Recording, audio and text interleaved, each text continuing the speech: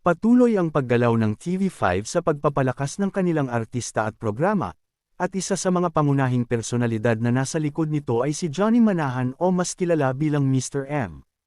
Ayon sa mga impormasyong kumakalat sa industriya, personal umanong kinakausap at nililigawan ni Mr. M ang ilang kapamilya stars upang isaalang-alang ang paglipat o pakikipag-collaborate sa network.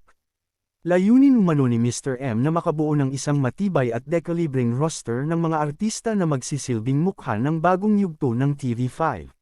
Dahil sa kanyang mahabang karanasan sa paghubog ng mga bituin noong panahon niya sa ABS-CBN, malaki ang tiwala ng ilang artista sa kanyang vision at kakayahang magbigay ng direksyon sa kanilang karera. Hindi naman nangangahulugan ng panliligaw umano na ito ng agarang pagtalikod ng mga kapamilya stars sa kanilang mother network.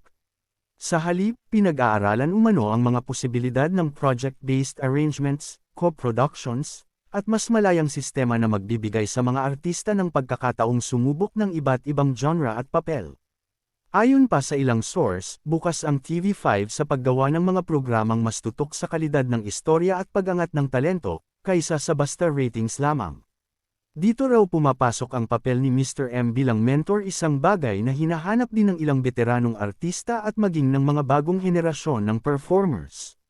Habang wala pang opisyal na anunsyo kung sino-sino ang mga artistang papayag sa alok, malinaw na seryoso ang TV5 sa kanilang plano. Sa pamumuno at impluwensya ni Mr. M, inaasahan ng marami na posibleng magbago ang takbo ng kompetisyon sa telebisyon, at muling masilayan ang pagsibol ng mga bagong proyekto at bituin sa kapatid network.